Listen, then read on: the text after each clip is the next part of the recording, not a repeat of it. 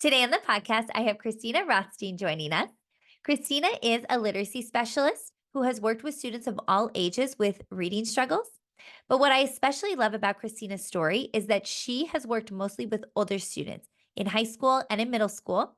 She has experience working with students with dyslexia, other language based learning disabilities, and also diagnoses like autism or ADHD that can impact reading development.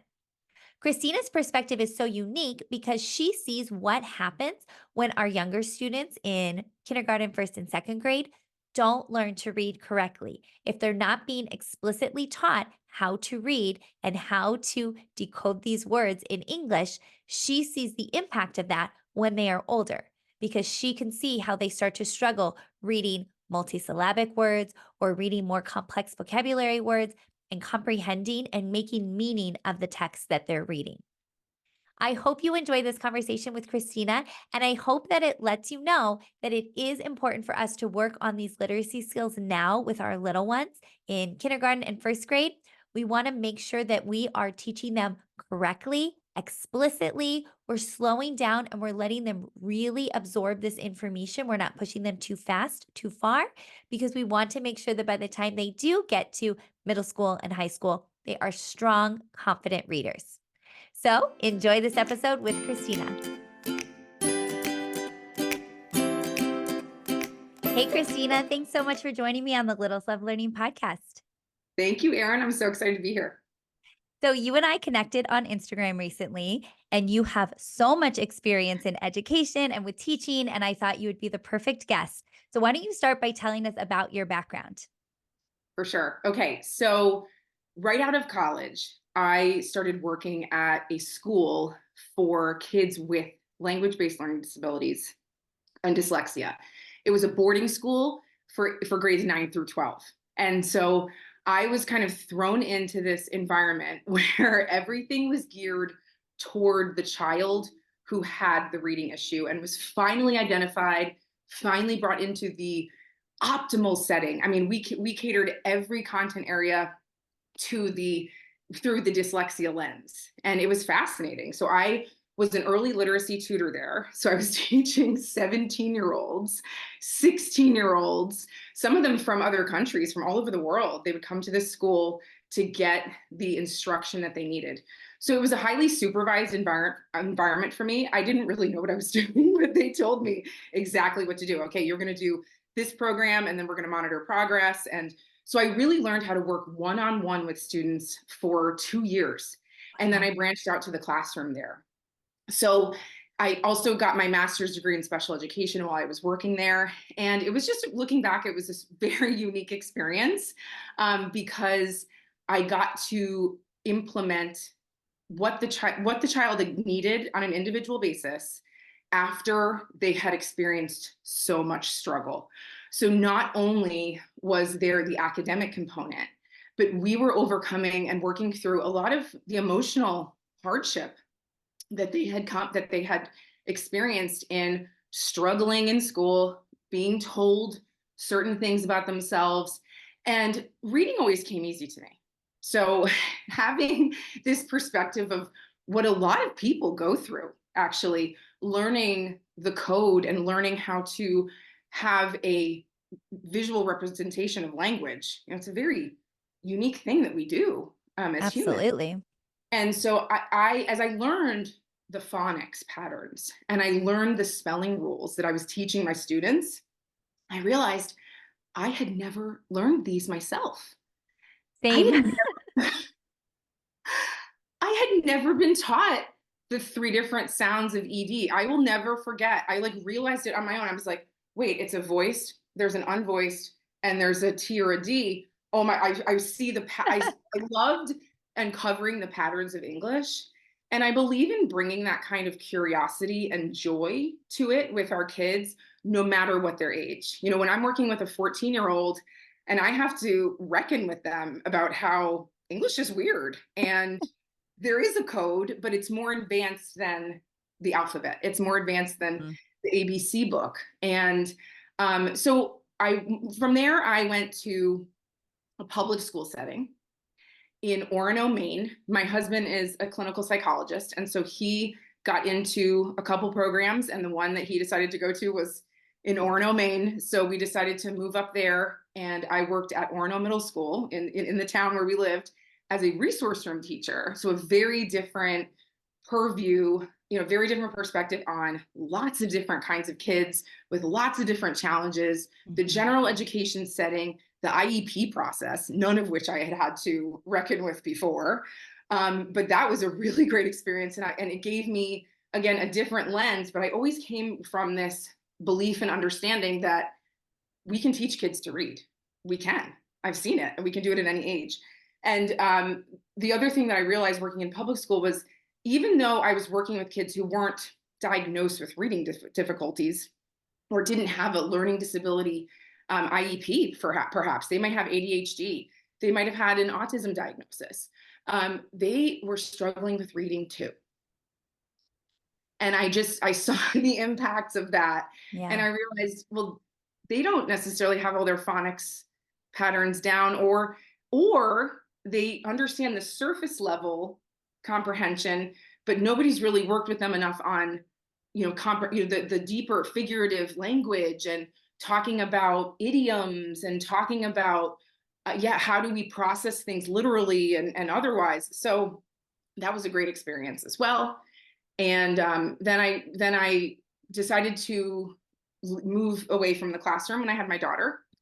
And I worked privately for a while. We moved back to my hometown in Connecticut, and I worked privately as a literacy specialist, an independent evaluator, a consultant, and I love that work because I get to still work individually with kids. I don't have as much admin to do on the Oh, yes. and now I am, newly exploring a space of how do I reach more people, because what I've realized over the past couple years, I pulled my daughter from public school. She lost her spot in a magnet school during COVID because it was first grade. And I said, you know what, this is too important to leave to chance. And I don't know what school's going to look like. I don't know if she's going to be on the computer. I don't know how often she's going to be in the classroom. I just don't know. And first grade feels so big. And so I'm going to take her big. and pull her from school. And I taught her how to read myself, so that was a whole nother kind of experience, like teaching. And I know, a lot about that, like teaching your child to read at home and having that perspective of it too. And she's a great reader. She took to it very quickly. So I've had a bunch of different experiences, but my husband, as a clinical psychologist, he evaluates a lot of children. He does psychoeducational evaluations. So this is how it sort of all comes together for today.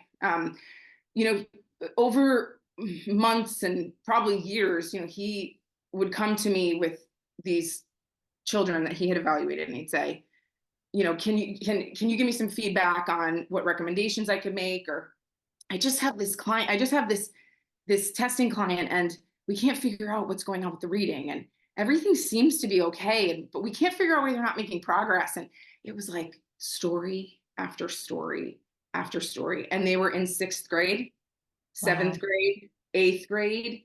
Now we're dealing with anxiety, right? Now we're dealing with depression. Now we're dealing with school refusal. And that's why they've come to knock on his door. Right.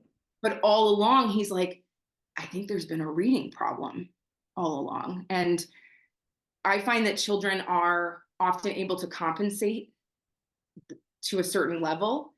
And then I see things sort of, I don't want to say fall apart, but typically, I'm seeing when the challenges come, right? That's when the parents me when nothing's really working. And so the wheels kind of fall off once memorization is no longer effective and they've learned to memorize. And then once they get to the multisyllabic vocabulary, once they get to the deeper comprehension, they can't hold it all. And so I talk a lot about draining your mental battery on decoding and what happens if we drain our mental battery. And I say this to my clients who are 13. Yeah. And because sometimes I have to convince them why we're going to go over our syllable types again. And I'm going to do a spelling list, and we're going to do, right? Like, we're going to do some orthographic mapping. And they're like, and I'm like, we're just trying to you know, a lot of fitness analogies. We're working those muscles. I know it. But anyway, so I recognize that there's been something missing, right? And then I had a former colleague send me the Soul to Story podcast. Oh, yes. Oh my goodness. I recommend everyone listening, if you have not listened to Soul to Story podcast, please do so immediately. So that just kind of, it was a reckoning. It was a Yeah. reckoning for me. And here I am. I was always taught that very few children need what I do. I remember sitting in classes in my master's program saying, most children just learn how to pick up reading. Wow. And but you're working with the select few. You know, you're working with the ones who need the really specialized instruction. They need the multisensory, they need the phonics. But everybody over here, and then I listened to Soul to Story and I started doing some of my own reading. I picked up Overcoming Dyslexia by Sally Shaywitz, the new edition. We had read that. I had read that 16 years prior, you know, Wow. as a 22-year-old right out of college. They made us read that first thing. So then I started picking up the new research and I find out about the science of reading. Wait, what? The science of reading? I know this. This is in my veins. I love the science. And it was just so yeah. That's been in the past. I'd say 2 year or two has really drawn me back in a different way, and from a way of advocacy and making sure that we don't leave behind the kids who didn't get the science of reading. And now what? You know. Absolutely. That's so true. Because now that we are seeing more kindergarten, first grade, and second grade classrooms on board with the science of reading, what happens to those kids who are in fourth, fifth, sixth grade when their classrooms weren't on board with the science of reading when they were learning how to read? That's who you're seeing. And that's why my platform is advocating, let's make sure our preschool and kindergartners are getting this instruction correctly to begin with. And sometimes I feel like I'm pushing a boulder uphill because parents don't think there's a problem or don't think it's a big deal because they don't see what's going to happen in sixth and seventh grade when they get to those multisyllabic words. And you see it every day. So you have a child and they're like, oh, my child's fine. No big deal. I'm sure they're going to pick it up because preschool, kindergarten, first grade might not seem so difficult. Like you said, they're draining that mental battery, especially if they're memorizing, and you see the outcomes when they're older. Exactly. What a Yeah. story, though, especially all of your experience with students with dyslexia and learning disabilities. Many of us teachers who start in gen ed classrooms, we don't have that specialized training until years into our careers. And you started with that Yeah. specialized training. And I never have been a general ed teacher. Like I don't Yeah. never been in a general education classroom. I did teach a skills course to the whole sixth grade in the middle school where I worked because we were seeing so many referrals for special education that were just a matter of not teaching kids systems and study skills properly. Hmm. And that was my one general education uh, stint, and it was a lot of fun. But that's the other piece I will say is the other population that I work with and that I see overlapping with the reading issues are children who have been diagnosed with, you know, ADHD or who have inattention and who have executive function challenges. Right. So I am also an executive function coach, and I just find that these things line up so much because reading is incredibly complex, writing even more so. And when you look at writing through the lens of, and reading through the lens of executive functions and how your brain is making decisions, it's putting pieces together, you have all this, it's like lighting, it's like fireworks back there, you know? So, and I think we have to have an appreciation for that too.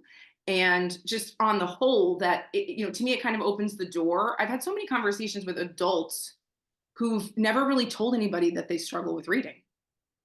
Like Wow. since I started sharing on Instagram, it's like, wow, I just wonder. You know, how many people are like, I'd love to read. I had somebody email me, I'd love to be able to read for pleasure. And they can't. And I just posted about this recently. If you're not good at reading, you're not going to choose to read.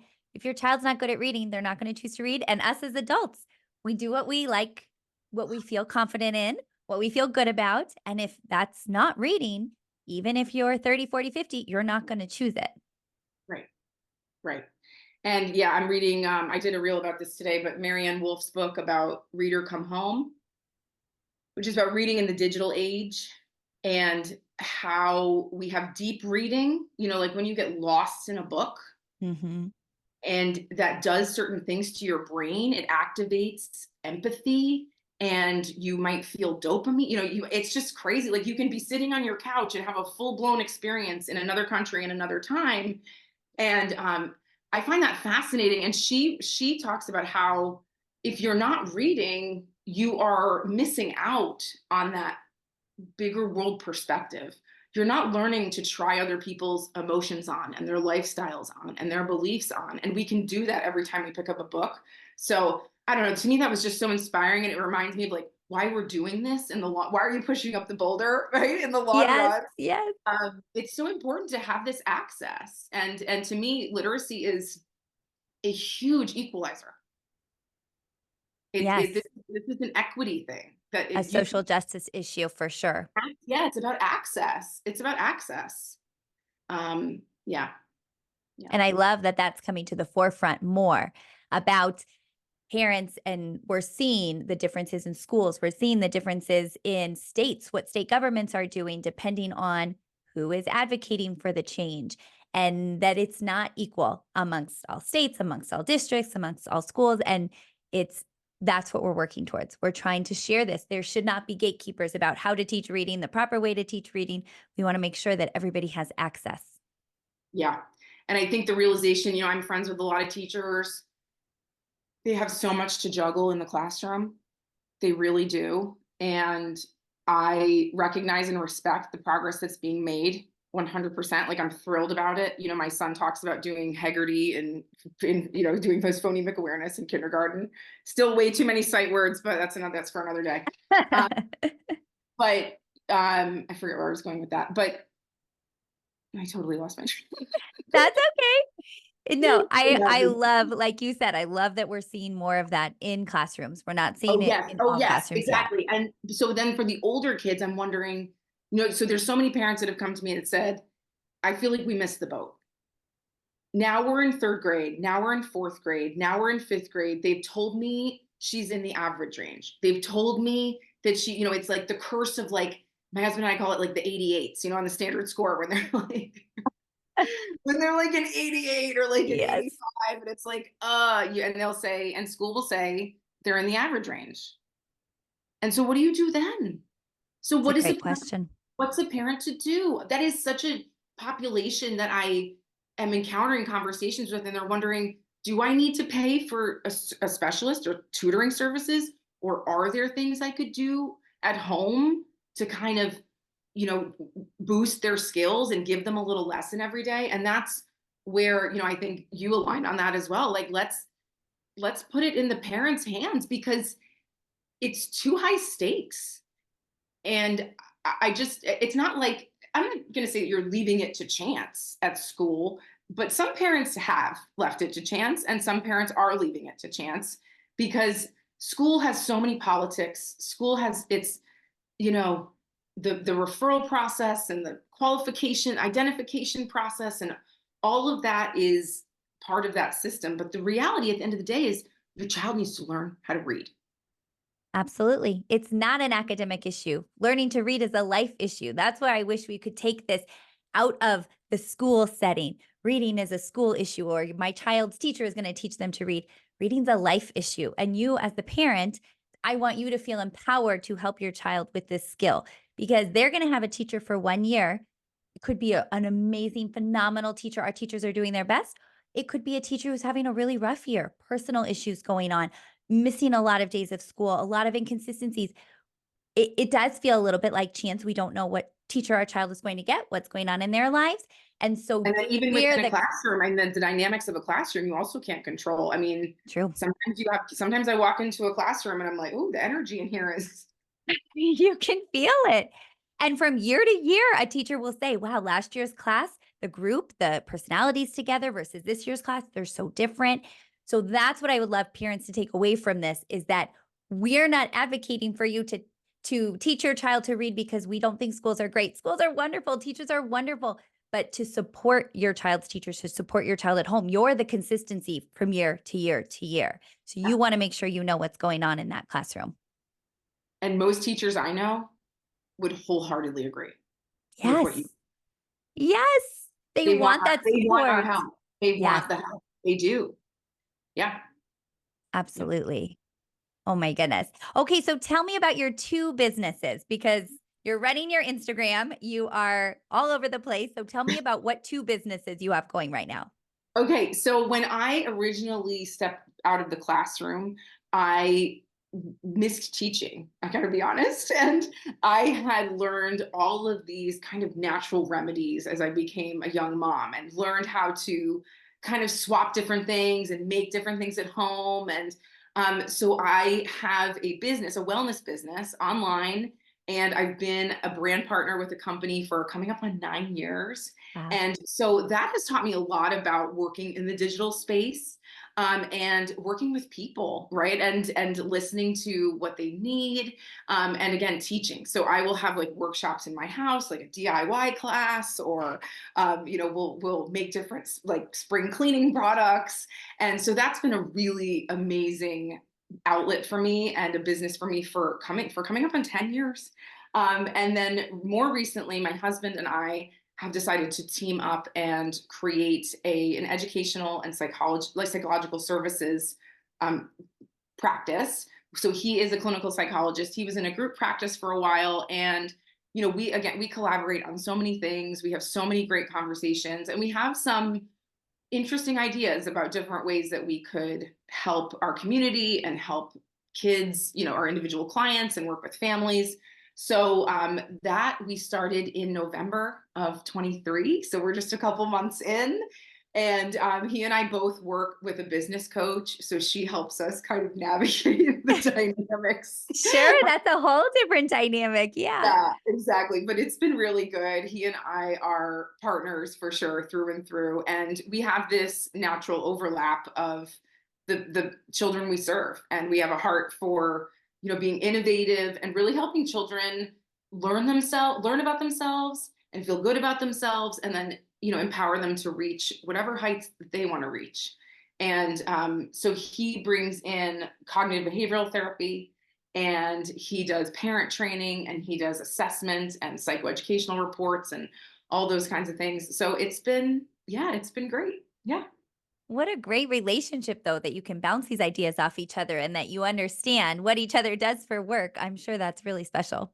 Yep, absolutely. And I'll ask him, he's helped me be really data driven. If you think about how are we making sure kids get what they need, and how are we monitoring that they get what they need? And so even though I can have a sense for it in a session, I've also learned the importance of data and bringing in benchmark assessments and using some of the tools that he has, to figure out if a child's making progress.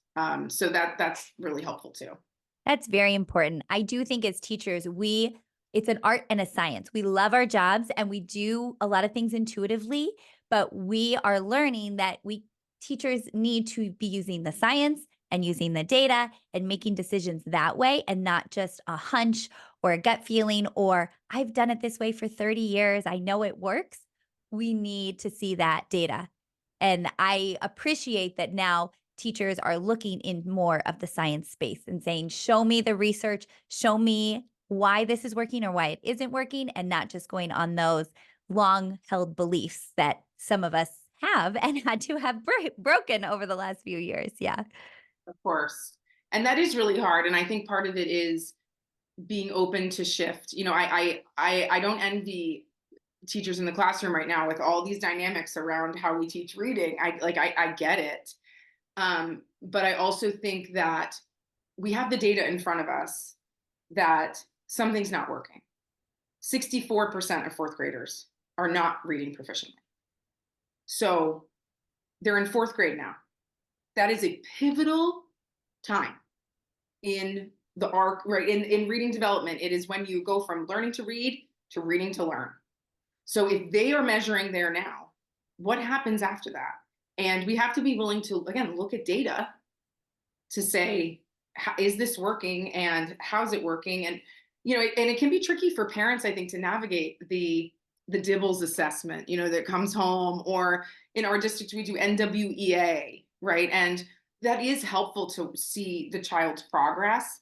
But I also think we need to do that with the nitty gritty skills of literacy. I mean, to me, there is no more important academic focus than literacy, because eventually all learning happens through reading. So if you don't, Absolutely. I just wish we could spend like the whole school day. You can do some math too. We can do some math too, but it really is so important. And I wish we spent more time on the foundational pieces. Where I see a big jump is that we kind of push kids through fluency and automaticity. So we want them to go to the next level of books. And of course, I'm generalizing here, but I've seen this over and over again, where a child didn't have enough time to marinate with the low level books, and fluency has suffered because of it. They're not reading at the speed of sight. And so then comprehension lags. And so I want to urge parents to let your kids marinate at a level that you think might be beneath them. I think it's good if they're beneath them, if it's beneath them, because that's how you're teaching them to not drain the mental battery of decoding and what that feels like. They're getting to try on what it feels like to read something very smoothly. And then another thing I'll say just for parents is I've talked to a lot of parents about this very simple strategy. I need to do a reel about it for sure. I need to do like a post. But it's a shared reading exercise. So I've mentioned this to a whole bunch of parents. Kids are in second grade, third grade, fourth grade and above. The reading, it's halting. They're reading haltingly. They're not understanding to stop at a period. They're not raising their voice when it's a question mark. It's right. So you can do a really quick shared reading where you each have a copy, or you're sitting right next to each other, snuggling up, and you're both looking at the page. They listen to you read it first. Then you read it together, and then the third time they read it on their own. And I think sometimes it feels like, really? I've definitely gotten that response. We're like, seriously, we got to read it 3 times? Yeah, read it 3 times. Do that every night for 6 weeks and look at the difference in their fluency, because they're hearing you read it. You're modeling for them how we read like we speak, and they're getting the practice with the repetitions so that they can unglue from text. I love that advice. That modeling is so important. And it makes me sad when parents of third and fourth and fifth graders stop reading aloud to them at all. They're not reading picture books anymore. They're not reading chapter books to them because my child can read, or my child needs to practice reading, so they should read on their own. I have right now a fifth grade daughter and a kindergarten son, and I read chapter books to both of them. And my daughter loves it. And she is a phenomenal reader, reading well above grade level, reads very quickly, and still loves when I read aloud to her. She could read that book so much faster, but when I read aloud and I add in the voices, and it also creates this closeness because there are inside jokes from the books that we read. So then when we're out and about in life and we see something and it sparks, "Oh, remember in the book when the character did that?" It just creates these memories for us around books. And I don't see myself stopping that, even though she's going into middle school next year. And I don't see her wanting me to stop that. I think maybe parents think our kids don't want us to read to them at that age.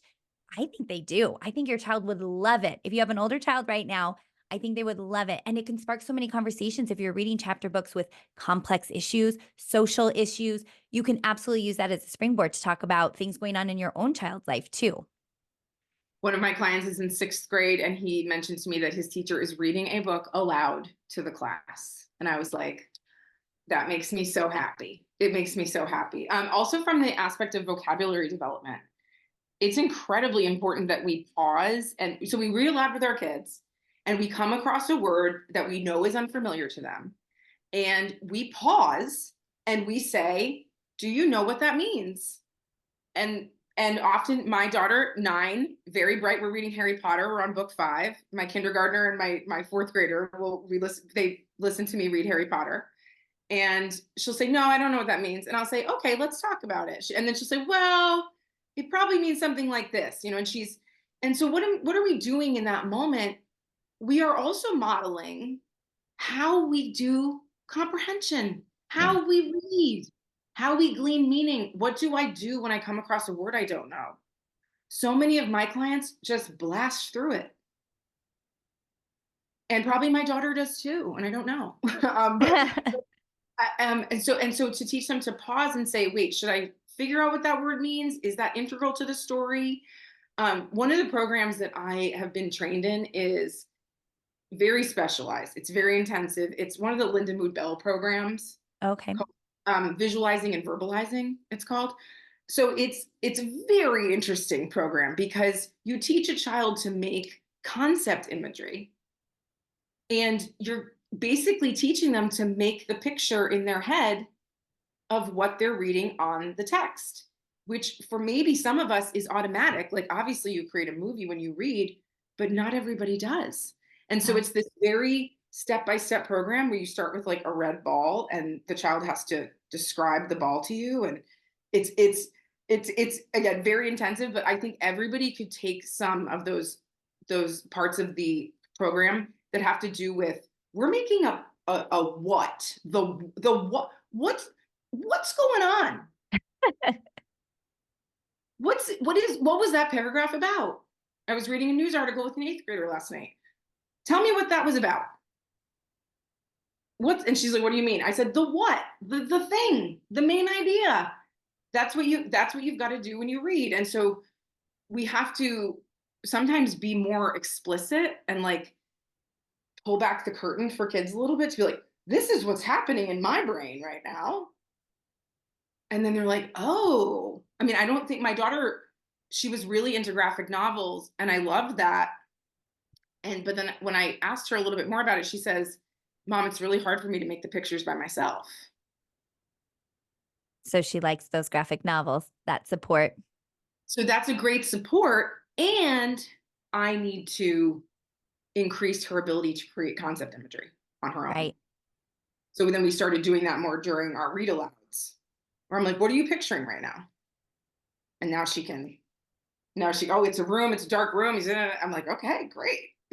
And that's such a great tip too, even for parents of preschool and kindergartners. You could read them a Absolutely. book and not show them the pictures and then Ooh. ask what they're thinking and then show them the pictures in the book. Is that what you were thinking? Did it look like that? Was it different? What was the same? I mean, those are fun activities to do. I always encourage parents to start chapter books early, reading aloud to their kids, because like you said, the vocabulary is so much more advanced in these books that we can read to our kids versus what they can read to themselves. And I just wanted to circle back around to what you said earlier too about not pushing our kids too fast with their fluency. And I think their phonics skills, I notice this a lot in kindergarten classrooms. It's like teachers and parents are like, okay, my kids can read CVC words, or maybe they have their blends at the beginning and end. Let's go to vowel teams. Let's go to Magic E and get that long vowel. And in my program, I don't do any long vowels in kindergarten. I don't see the purpose or the point. I think slowing down to speed up later is so much better. If, like you said, we can let them marinate there on those short vowels, CVC words, and with blends and digraphs, and get the fluency and get those mental pictures that when they're reading. We don't need to keep pushing, pushing, pushing, pushing so fast. And then what happens? What happens when we push so fast? And like you said, their reading is halting. They don't have the fluency. They don't have the vocabulary, the comprehension. I think that's a really good, hopefully, piece of advice that parents are taking from this. If you have little ones, you don't need to be rushing so fast to get to the next phonics skill. And that's why I'm so glad to see a lot of these decodable readers now, where you can pick the book at the level where your child is and help them practice with sentences and building out the whole point of reading stage by stage, and adding the complexity in a very structured way. And that's, the complexity of English requires a structured approach, because the minute you get beyond letter sound correspondence, things go haywire. So even with my high schoolers, I will say we have 26 letters. We have 44 phonemes. We have 150 combinations. And they're like, oh, and it's so validating because they're like, it's not just me. This Right. code, this code is strange. And I will say, unfortunately, you're learning English. In Italy, there's very low prevalence of reading issues. I find this fascinating. I kind of want to research it more, but it's because they have the one-to-one. They have a one-to-one sound to symbol correspondence. So you learn the code. Every sound has one symbol in Italian. Oh man, could you imagine? I would love And so that. I say that to them. They're like, okay, but I'm like, you're not dealing with the most complex language, but it gets a little hairy. It does. And I love that because I don't love teaching kids like this is the letter. The letter says this sound because then all of a sudden you're like, wait, but this letter says this sound and also this sound. But then if it's combined with this letter, watch out, it's a whole different sound. It is complex. So just pointing that out to them, I tell kids even in kindergarten, yep, we have 44 sounds. This is the sound R and this is the sound and those are not going with one letter. And so I just think that letting them know, like you said, I'm glad that it's validating for them, especially the older students.